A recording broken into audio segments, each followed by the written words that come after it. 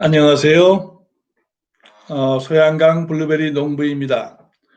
오늘은 제가 말씀드린 것처럼 실시간 방송 11번째로서 소양강 블루베리 제가 귀농하게 된 동기 및 배경으로부터 현재까지 정착하면서 있었던 모든 사항을 여러분에게 소상히 말씀드리겠습니다.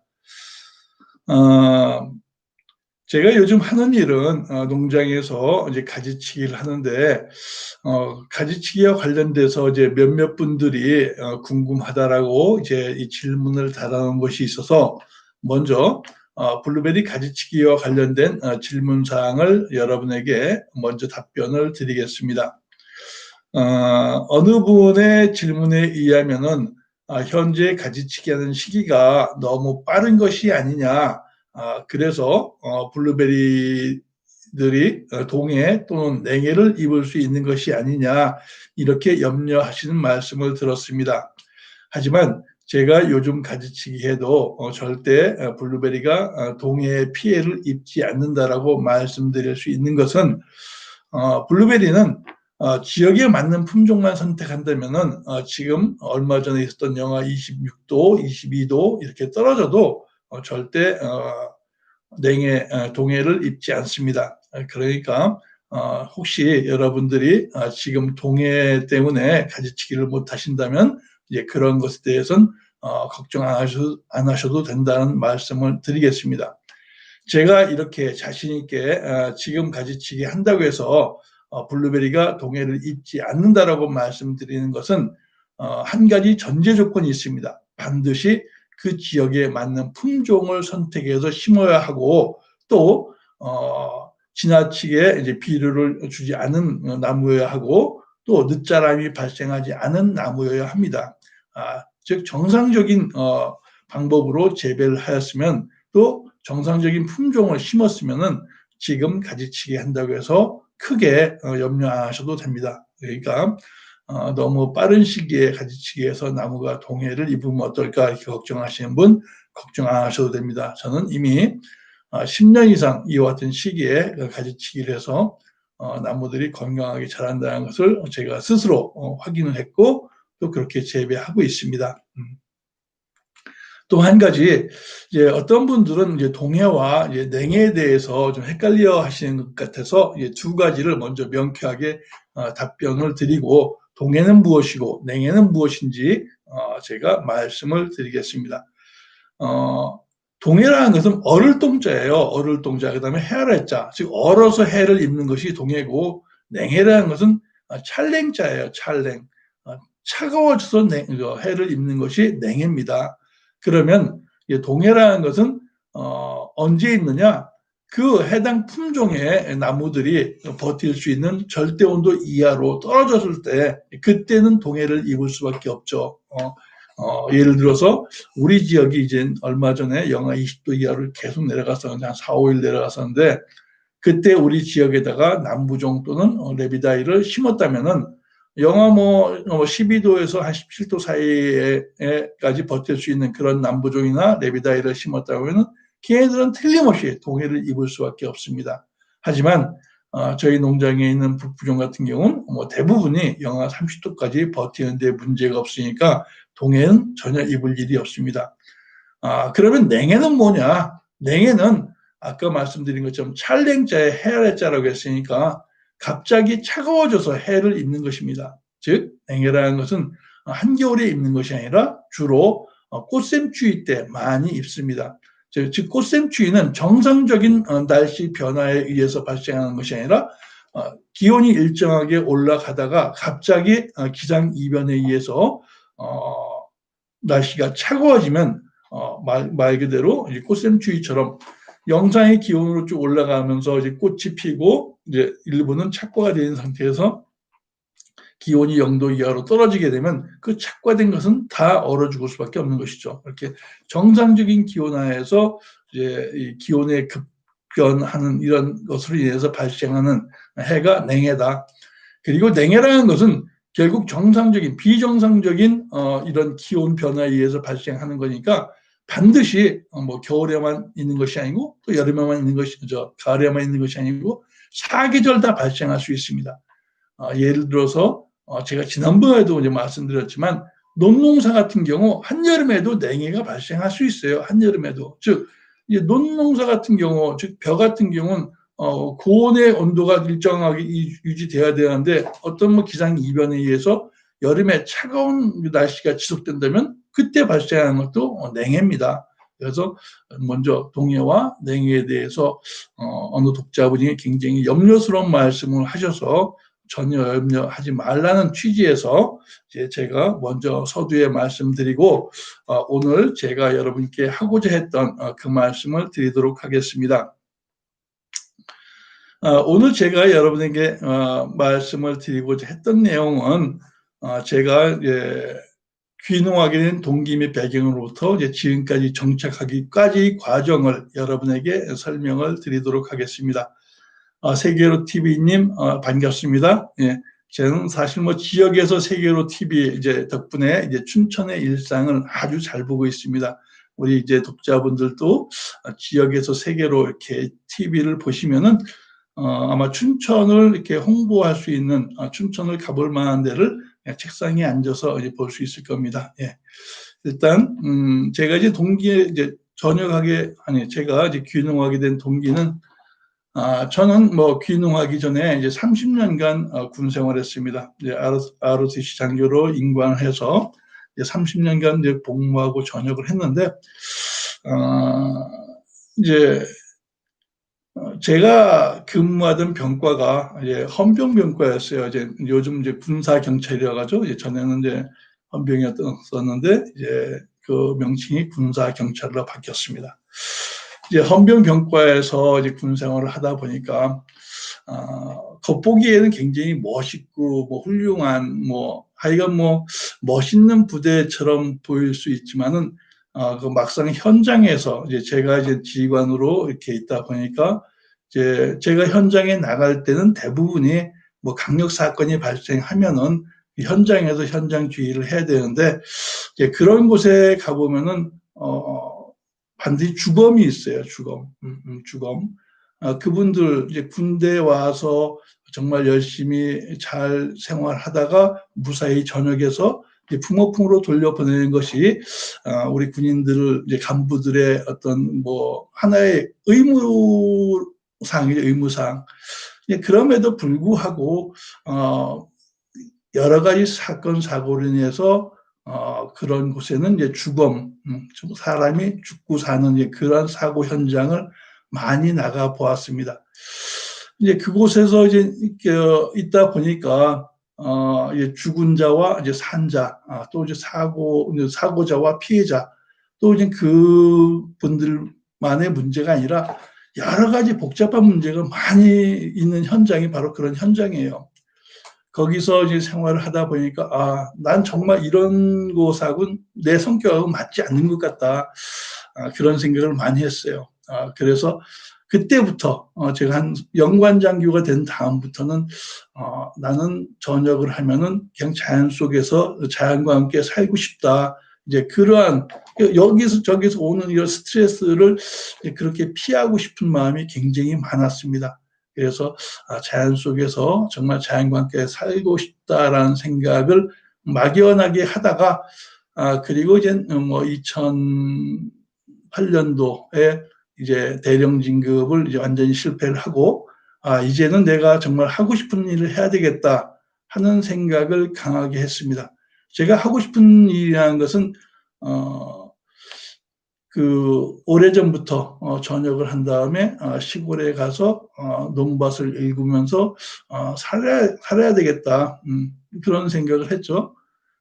사실 뭐 군 생활을 돌이켜보면 30년 근무하면서 제가 29개의 부대를 돌아다녔습니다. 1년에 1개 부대씩 돌아다니는 거죠. 29개 부대. 29개의 부대를 돌아다녔고 19번 이사했고 그리고 마지막 10년, 전역하기 전 10년 동안은 이제 아이들이 다 컸으니까 아무 연고도 없는 이 춘천의 아이들과 아이 엄마를 놔두고 혼자 이제 전국을 도는 겁니다. 이렇게 해서 이제 10년 동안 혼자 이렇게 생활하다 보니까 더더욱이 이제 이 군 생활을 마친 다음에는 더더욱이 농사를 지으면서 자연에서 자연과 함께 지내고 싶다. 예, 이런 생각을 하고 있었죠. 그러고 진짜 이제 그러던 와중에 이제 2008년도에 이제 대령 진급을 이제 마지막으로 하고 이제 실패를 하고 그 다음에 곧바로 실행한 것은 이제 농사를 지을 때가 됐다라고 확신을 하고 이제 그동안 가지고 있던 모든 돈을 모아서 땅을 샀어요. 겁도 없이 땅을. 그것이 지금 현재 이제 팔아 치운 그런 농장, 먼저 제 1농장인데 거기에 약 한 1000평을 그때까지 있었던 모든 돈을 다 모아가지고 땅을 샀습니다. 그리고 그 땅을 가지고 제가 운영을 하려고 하니까 뭐 저는 초등학교 때부터 학교 마칠 때까지 뭐 한 번도 농사를 지어보지 않았고, 그리고 학교를 마치고 이제 군대에 가서 전역할 때까지 한 번도 농사를 안 져봤고, 그때까지 한 번도 그런 넓은 땅을 보질 못했고, 제가 산 1000평의 땅을 보니까 이건 정말 넓은 거예요. 제가 감당할 수 없을 만큼 굉장히 넓은 거예요. 제가 농사를 짓겠다라고 땅을 미리 샀지만은 제가 직접 농사를 지려고 보니까 너무너무 넓더라고요. 그래서 그 땅을 동네 이장님한테 드렸습니다. 이장님한테 드리고, 이장님 제가 사실 아직 좀 시간이 남아 있으니까 이 땅을 이장님이 좀 맡아서 운영을 해 주십시오 해가지고 이장님께 그 땅을 드렸다가 제가 전역할 때 그 땅을 찾아서 거기다가 블루베리를 심은 겁니다. 그래서 이제 블루베리를 이제 2010년도 4월 5일 날, 2010년도 4월 5일 날 이제 저하고 이제 엄마하고 둘이서 거기 블루베리를 심었는데, 그러면 그 많고 많은 품종 중에서 왜 블루베리냐, 뭐 겁 없이 어떻게 블루베리를 심었느냐, 이런 것이 아니라 저는 블루베리를 심기 전에 아주 치밀하게 블루베리가 무엇인지 먼저 알고 이제 블루베리를 심으려고 했던 겁니다. 그게 뭐냐면은 2000년대 초반에만 하더라도 이제 사람들의 화두가 웰빙이었습니다. 웰빙, 잘 먹고 잘 살기와 관련된 그런 화두를 가지고 이제 이야기하는 걸 보고 내가 농사를 짓는다면 기왕이면은 이 사회의 어떤 트렌드 변화에 맞는 그러한 작물을 찾자. 그러니까 웰빙과 관련된 작물을 찾다 보니까 기존에 있는 이런 작물이 아니라 새로운 작물을 제가 찾다 보니까 이제 블루베리를 알게 되었죠. 그리고 이제 블루베리를 좀 더 이제 블루베리가 이제 웰빙이라는 이 화두와 맞는다라고 판단되었을 때 그 다음에 한 것은 농진청에다가 이제 블루베리와 관련된 이 교재를 찾기 위해서 노력을 했어요. 그래서 검색을 해보니까 블루베리 표준 영농교본이라고 있더라고요, 책이. 그래서 그거를 인터넷으로 6,000원을 주고 구매를 했어요.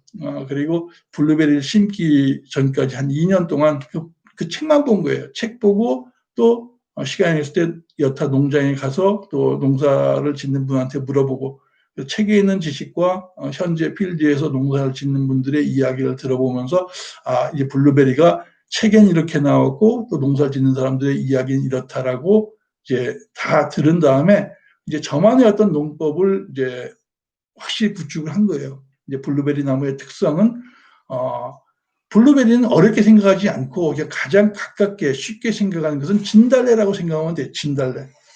산 속에 있는 진달래가 바로 블루베리다. 이렇게 가상의 진달래를 딱 갖다 놓고 그 진달래를 잘 살릴 수 있는 그러한 방법으로 블루베리를 심는 겁니다. 블루베리는 호산성 식물이에요. 호산성, 즉 산성 토양을 좋아하는 식물. 우리나라 대부분에 있는 농작물은 pH 6에서 6.5에서 가장 잘 자랍니다. 우리나라 대부분의 식물, 대부분의 농작물은 pH 6에서 6.5에 가장 잘 자라요. 근데 이 블루베리만큼은 아주 희한하게 pH 4.5에서 5 사이에 자라납니다. 근데 이제 우리나라 땅은, 대부분의 땅은 pH 5에서 6.5, 그 정도 사이일 거예요. 산성 토양이에요. 우리나라 땅이 워낙 늙은 땅이라서 산성 땅이지만 블루베리가 자랄 수 있는 그런 환경은 아닙니다. 그래서 그 pH 4.5에서 5를 맞춰줘야 하고, 그 다음에 이제 블루베리는 유기물이 많은 토양, 물 빠짐이 좋은 토양, 이제 이런 조건을 딱 맞춰줘야 돼요. 그래서 저는 블루베리를 심기 전에 이론적으로 이 블루베리가 어떻다, 어떤 작물이다라는 것을 알고 걔네들이 어디에서 잘 자라는지 그 조건을 알고 그래서 그 조건을 맞춰주기 위한 영농 활동을 한 것입니다. 근데 이제 요즘 이제 안타까운 게 이렇게 제가 이제 유튜브를 하고 이렇게 하면 이제 전화를 많이 와요. 뭐 여기저기서 뭐 전화를 해서 여쭤보시는 사항이 블루베리 품종을 여쭤보시고 그리고 당신도 이제 블루베리를 심겠다는 말씀을 하세요. 근데 가만히 들어보면 나 블루베리 심을 거야라는 생각과 동시에 이제 심으려고 하시는 거예요. 그래서 제가 여러 번 말씀드리기를 절대 그렇게 하지 마라. 내가 1년 먼저 심는 것보다 1년 동안 토양을 확실히 만들어 놓고 이제 심어 놓으면은 그 블루베리가 잘 자랄 수 있는 환경을 만들어주고 심어야지 뭐 성격이 급한 것처럼 뭐 생각과 동시에 심으면 절대 그건 실패할 수밖에 없다. 블루베리가 잘 자랄 수 있는 토양을 만들어주고, 즉 개들이 살 수 있는 그런 환경을 만들어주고 거기다 그것을 집어넣어야 되는데 뭐 성격이 급한 사람들, 이제 우리나라 사람들 빨리 1년 빨리 심어도 절대 제대로 된 토양에서 자라는 그런 블루베리를 따라갈 수가 없어요. 예, 그렇게 하는 것보다 1년 늦게 심더라도 토양을 제대로 만들고 정확한 품종을 가지고 심어야 되는데 이제 그렇지 못하고 생각과 동시에 이제 행동하면 절대 안 된다. 그것은 뭐 어떤 뭐 순발력이 필요한 사업이라면 맞겠지만 농업은 순발력이 필요한 사업이 아니에요. 농업은 살아있는 식물을 살리는 과학이에요. 그러니까 그 식물이 살 수 있는 환경을 만들어주고 이제 심어야 되는데 생각대로 이제 생각과 동시에 행동이 나가는 그런 업종은 우리 농업은 아니다. 먼저 땅을 먼저 만들어라. 하여간 뭐 여하튼 간에 저는 블루베리를 심겠다는 생각을 가지고 이제 블루베리가 무엇인지를 이제 책을 통해서 알고 그 다음에 농장을 돌아다니면서 알고 제가 산 땅에다가 그 조건을 맞춰주고 이제 블루베리를 심은 겁니다. 그 조건을 맞춰주고 제가 심을 때는 1년생 묘목을 심었어요. 제가 처음에 산 땅이 한 1000평 정도 되는데 1년생 나무를 300평, 300평, 300평 이렇게 나누고 그다음에 100평은 기타 부대 시설 들어가는 진로라든가 아니면은 거기 농막이라든가 이런 것을 공용을 했는데 그 처음에 산 땅 1000평 중에서 1년 차에는 300평에만 블루베리를 심었어요. 300평에만.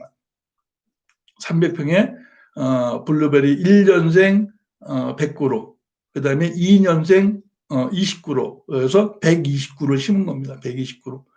그리고 그 1년을 키우면서 모든 꽃은 다 따줬어요. 이제 나무를 이제 키울 때 영양 생장만 시킨 거죠. 즉 생식 생장을 못하게 하고 후손을 못 보게 하고 무조건 몸체만 키운 겁니다. 그렇게 이제 1년을 키우고 나서 2년 차에 그걸 전부 다 또다시 전부 다 잘랐어요. 블루베리 자란 거에서 다 잘라가지고 그걸 또다시 삽목을 합니다.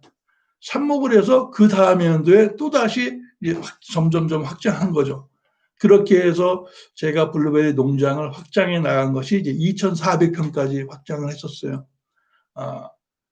근데 결론적으로는 이제 지금 다시 전부 다 줄이고 이제 1000평만 현재 농사를 짓고 있는데 제가 블루베리 농장을 300평으로 1000평의 땅에 있지만 300평을 심고 또 확장해서 또 농지를 더 구해서 이제 2,300평까지 이렇게 심었었는데 2,300평을 할 때나 뭐 1,000평을 할 때나 나한테 들어온 소득은 거의 비슷하더라고요. 전부 다 이제 인건비로 나가고 나중에 팔로가 없으니까 이제 이것이 부담이 되고 또 다른 사람한테도 또 부담을 줄 수 있고 그래서 제가 재밌게 할 수 있는 그 정도의 면적이 이제 1,000평이라는 것을 확실히 알고 전 1,000평만 딱 합니다. 지금도 마찬가지 한 1,000평이 안 되고 정확히 뭐 940평인데 거기서 그것만 하고 있고 블루베리를 여하튼 간에 다시 이제 심을 때로 다시 넘어가서 1년생과 2년생을 심고 3년 차까지는 하나도 수확을 안 했어요. 전부 다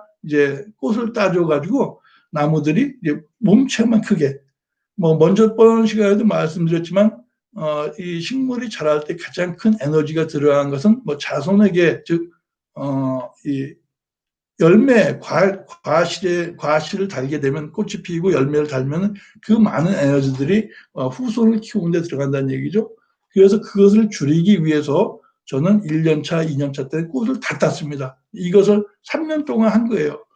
그러니까 나무가 몰라보게 큽니다. 몰라보게. 엄청나게 컸어요, 나무가. 그렇게 이제 일단 뭐 나무를 건강하게 한 다음에 그 다음부터 이제 제가 이제 수확을 했는데, 수확을 한 것을 가지고 저는 판로 때문에 걱정하지 않았습니다. 천평에서 이제 뭐 아무리 적게 나와도 2톤 정도는 꾸준하게 나오거든요. 근데 그것에 대해서 판로에 대해서는 크게 염려를 안 했다는 것은, 저는 블루베리 농장을 심는 날, 2010년 4월 5일 날에 정확하게 2010년 4월 5일 날 식목일 날, 저랑 이제 집사람이랑 둘이서 농장을 이제 심었어요. 300평을 심은 거죠. 그리고 그날부터 쓴 것이 영농일지를 썼습니다. 영농일지 어디다 썼냐면 블로그, 여러분들 네이버에서 소양강 블루베리 이렇게 검색하시면 제가 영농일지 써놓은 제 블로그가 있어요.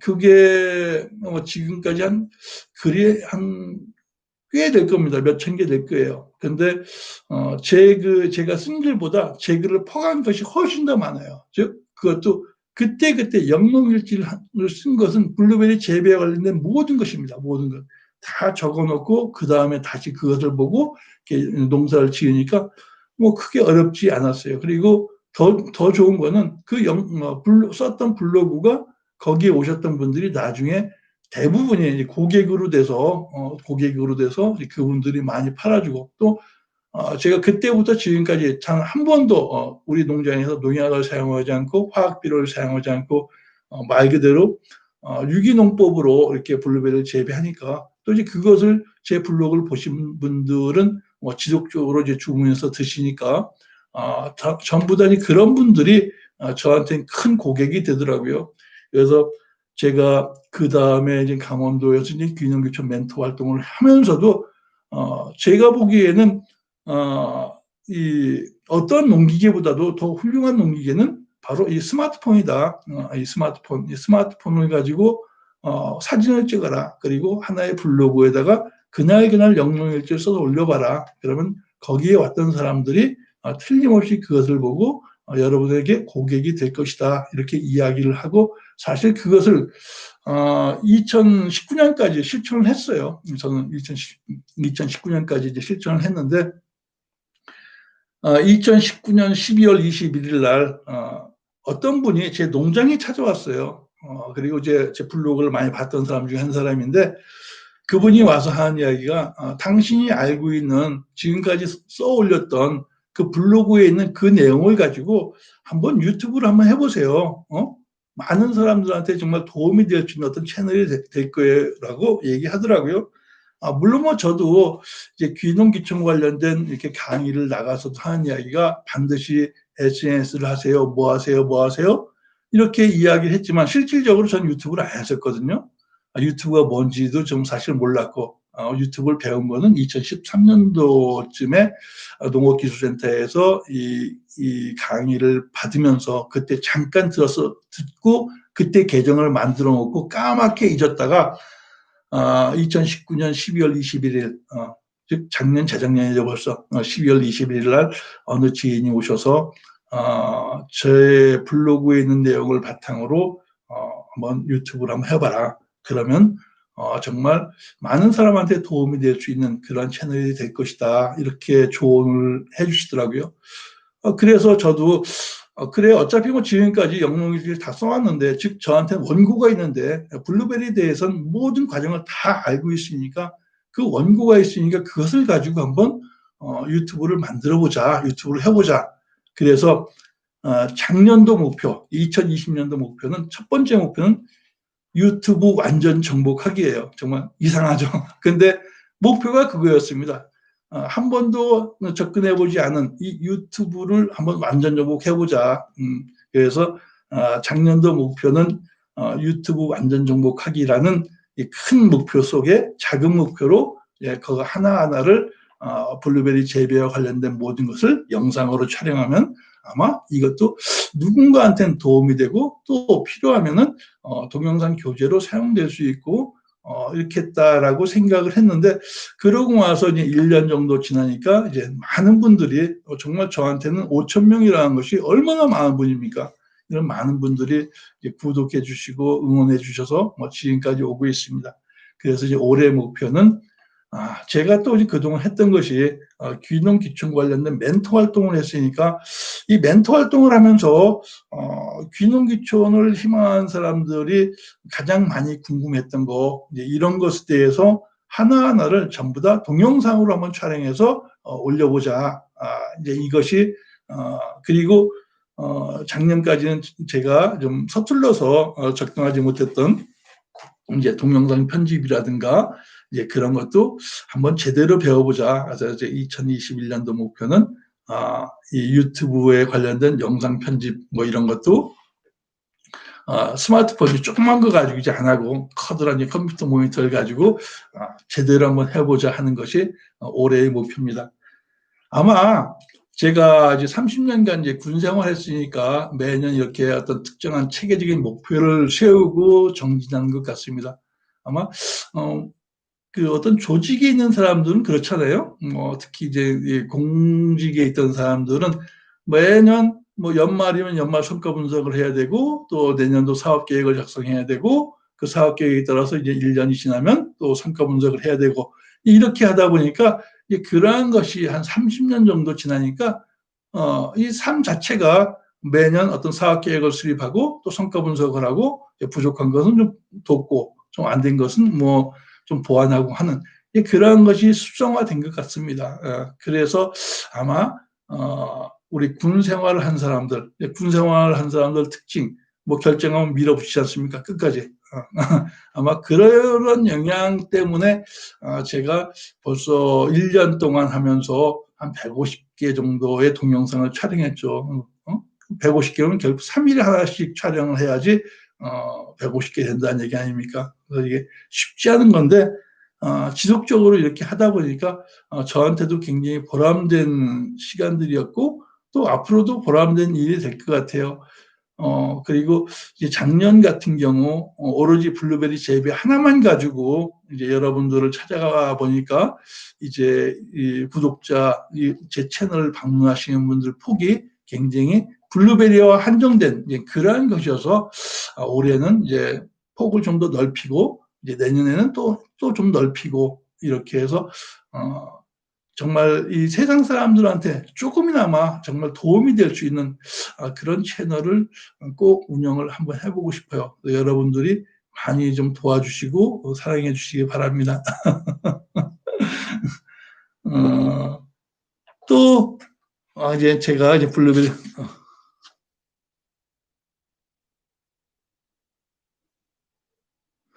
손바닥 농장님, 여기에 이제 손바닥 농장님이 오셨는데, 제가 이제 저분, 우리 손바닥 농장님, 한번 꼭 들어가 보세요. 농사 짓는 사람 꼭 들어가야 돼요. 제가 왜 이렇게 공개적으로 이야기하냐면은, 누구도 이제 그러한 것에 대해서 말씀을 잘 못하는데, 그 식물을 재배하는 데 있어서 가장 기본부터 가장 깊이 있는 내용까지 정확하게 알려주시는 분이에요. 그래서 손바닥 농장님 꼭 한번 보세요. 특히 제 채널에 농사 짓는 분들 많잖아요. 정말 이 유튜브에 보면은 엉터리 같은 사람들 많아요. 근데 손바닥 농장님은 전혀 아니에요. 정말 꼭 보세요. 꼭 틀림없이 가서 보세요. 그러면 하다못해 텃밭 농사 하시는 분들 엄청나게 도움이 될 거예요. 꼭 보세요. 도미정님도 꼭 보세요. 진짜 보세요. 어.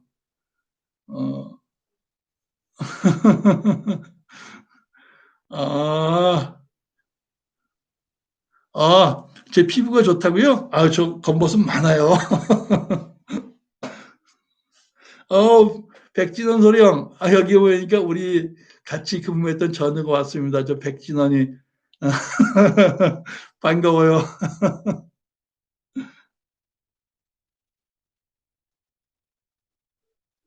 예, 저기 도미정님이 농지연부에 대해서 이제 말씀하셨는데, 제가 농지연부에 대해서 설명을 드리겠습니다. 농지연부 이제 크게 이제 농지연부하고 이제 농업경영체 두 개를 가지고 설명을 드릴 수 있는데, 이제 농지연부는 그 읍면사무소, 농업기술센터 이런 데서 절대적으로 꼭 필요한 사항인데, 이제 농지연부라는 것은 그 필지에 어떠한 것이 심어져 있는지 이런 것을 체계적으로 관리하기 위한 이런 원부예요. 그래서 이제 읍면사무소에서 이것이 꼭 필요한 서류인데, 이 농지원부는 1000제곱미터, 300평이 아니라 1000제곱미터예요. 정확히 1000제곱미터 이상의 농지가 있어야지 농지연부를 만들 수 있어요. 농지연부를 만들고 이제 농업경영체를 만들고 이 두 개를 하면은 그 다음부터 농업인이에요. 이 농업인이 되면 농업인에 대한 상당히 많은 이 지원 제도가 있어요. 지원이라는 것은 예를 들어서 농업인이 국민연금이라든가 건강보험 같은 걸 낼 때는 감면을 받아요. 감면.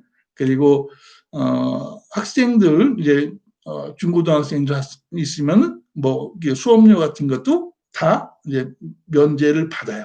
그리고 또 많은 혜택이 있는데, 그리고 이제 농업인이 되면은 농지연부와 농업경영체를 가지고 있는 농업인이 되면 또 다른 농지를 샀을 때 취득세를 감면받아요. 취득세를. 이렇게 여러 가지 많으니까 농지연부를 꼭 만드셔야 돼요. 그리고 또 이 농지연부가 있어야지 이제 자경 8년이 지나면 그 농지를 팔을 때 세금 혜택을 받아요. 감면. 그러니까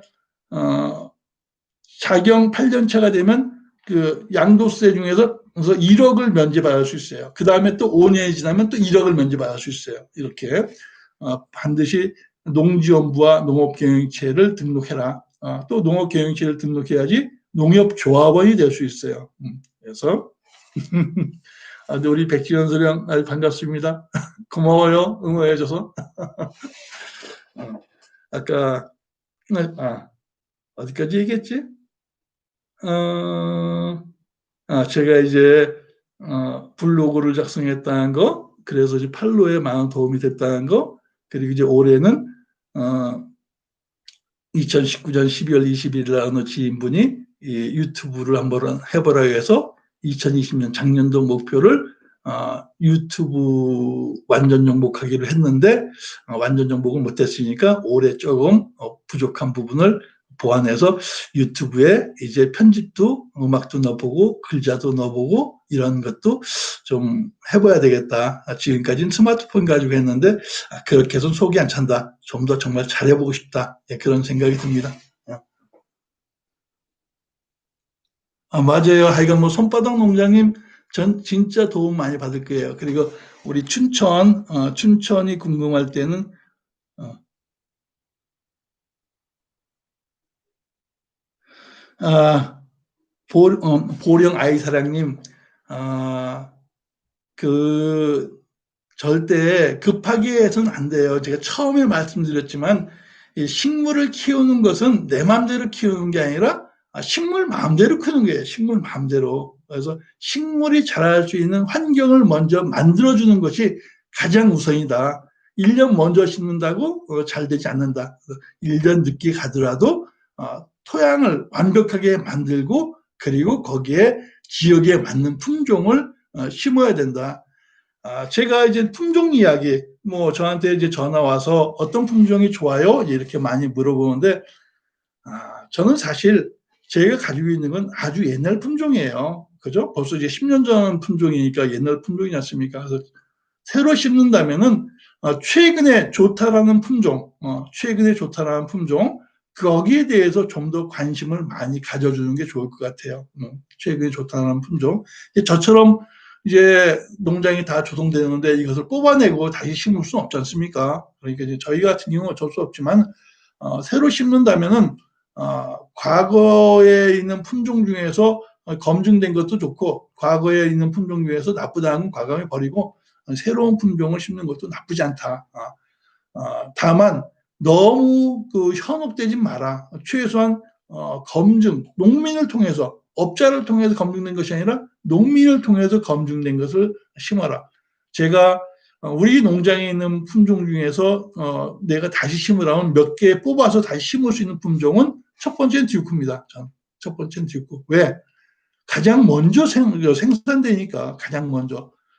이제 우리가 판매할 때도 뭐 블루오션, 레드오션 있지 않습니까? 무한 경쟁하고 뭐 나 혼자 팔 수 있으면 나 혼자 파는 게 가장 쉬운 이런 블루오션으로 들어가야 되는데 그것이 먼저 생산해서 먼저 판매하면 가격도 제대로 받고 괜찮습니다. 그래서 저는 조생종을 먼저 심겠다.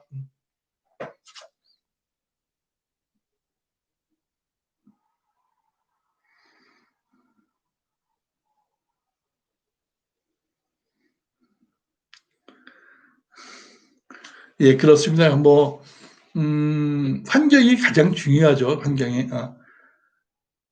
그리고 또 두 번째 우리 농장에 있는 것 중에서 첫 번째가 듀크라면 두 번째는 스파르탄입니다. 스파르탄.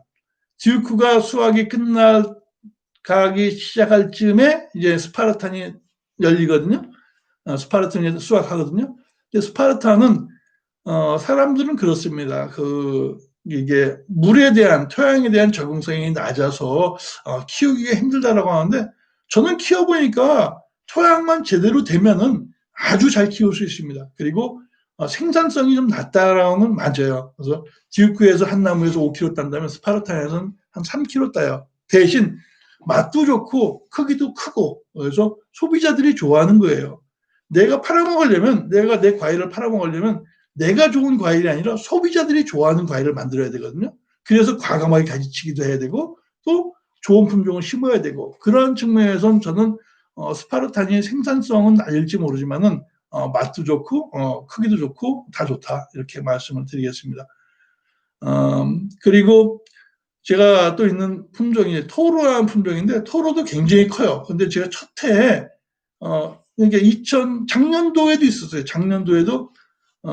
작년도에 동영상을 촬영하면서 나 토로 다시 심으라면 안 심는다 했어요. 근데 작년도에 토로를 딸 때는 좋았어요. 그래서 토로도 괜찮구나. 근데 절대 버려야 할 품종 노스랜드는 버려야 됩니다. 노스랜드 작아요. 너무 작아요. 아무리 가지를 잘라도 작습니다. 저는 우리 농장의 노스랜드가 왜 세주에 심어져 있는지도 몰랐습니다. 저도 모르게 이게 심어져 있는 건데 그런 식으로 확실히 잘 알고 좋은 품종을 선택해서 심는 것이 좋을 것 같습니다. 네. 또 아까 어디까지 얘기했지? 유튜브 얘기했고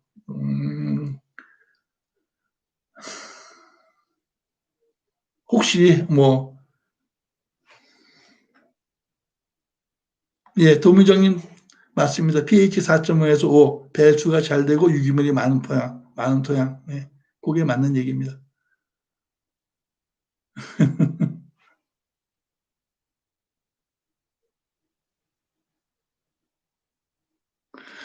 맞습니다. 이제 제가 2010년도에 농장을 조성을 하면서 그때 매일매일 블로그 써서 올렸어요.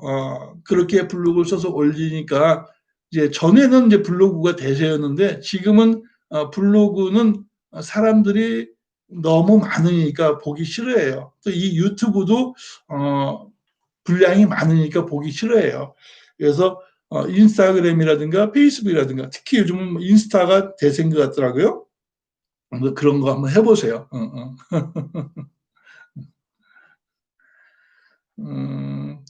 또 벌써 지금 40분이 지났네요. 제가 지금 앞니가 이제 가짜 이가 좀 들어 있습니다. 그래서 좀 보기가 싫을 텐데 다음 2월 초면 뭐 해결이 될 것 같아요. 그때까지는 좀 보기 싫더라도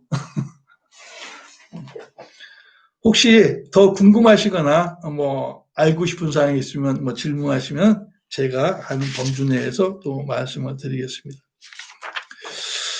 제가 여담으로 말씀드리면은 우리 군인들은 이제 어떤 계획을 수립할 때 적과 싸워 이기기 위한 계획이잖아요. 그래서 그것을 담보를 뭘로 하냐면 목숨을 가지고 담보를 해요. 목숨을 가지고. 그래서 워게임이라는 걸 합니다. 워게임이라는 것은 계속 검증하는 거예요. 계속 반복. 그래서 이렇게 하면은 적과 싸워 이길 수 있겠구나라는 확실한 계획이 수립되게 되죠. 그래서 이제 제가 여러분한테도 이제 귀농 계획을 수립할 때는 실현 가능한 계획이라고 얘기해요. 치밀하고 실현 가능한 계획. 마찬가지예요. 귀농도 마찬가지예요. 치밀하고 실현 가능한 계획이죠. MET 플러스 TC 요소라는 것이 있어요.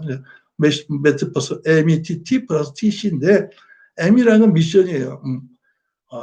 나의 임무는 무엇이냐. 군대에서 하는 얘기 그대로 하면 나는 적과 싸워 이긴다. 이것이 목표예요.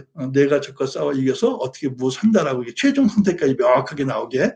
그럼 우리 귀농도 마찬가지. 나는 여기 귀농에서 무엇을 해서 어떻게 한다. 이렇게 명확하게 계획을 수립하는데 그것이 허무맹랑한 계획이 아니라 여러 번 가정을 설정하고 그 가정에 대해서 극복하는 과정을 또 하고 해서 실현 가능하게 이렇게 하셔야 되는데 이제 이 농사라는 것은 그냥 감으로 하는 것이 아니라 정말 실현 가능한 계획을 가지고 치밀하게 접근할 때만이 가능하다. 이렇게 말씀을 드리겠습니다.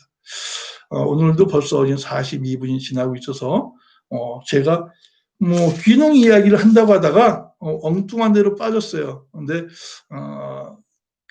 제가 전하고자 하는 이야기는